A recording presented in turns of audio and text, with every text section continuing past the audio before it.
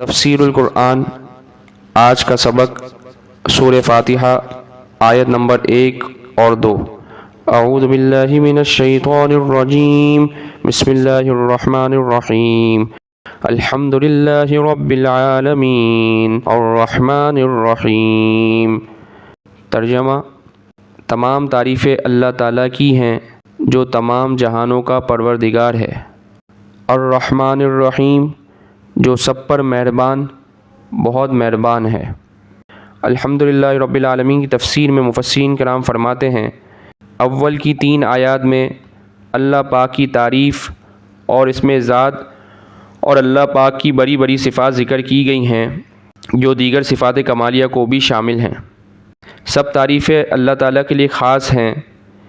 اس دعوے کو واضح اور ثابت کرنے میں مذکورہ صفات کو بڑا دخل ہے، یعنی جو ذات پاک ایسی صفات سے متصف ہے، ظاہر ہے کہ ہر تعریف کی مستحق ہے۔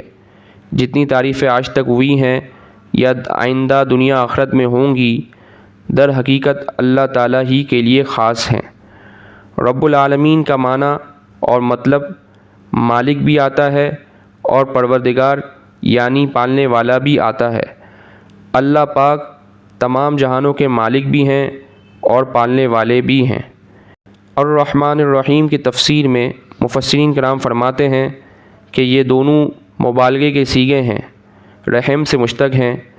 بعض علماء کا قول ہے کہ دونوں کا ایک معنی ہے، اور اکثر علماء یہ فرماتے ہیں کہ رحمان میں رحیم سے زیادہ مبالغہ ہے۔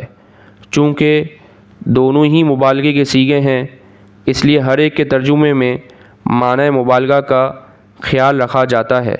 رحمان اللہ پاک کے علاوہ کسی دوسرے کے لیے استعمال کرنا جائز نہیں ہے۔ رحیم اللہ تعالیٰ کے علاوہ اس کی مخلوق کے لیے بھی استعمال ہو سکتا ہے۔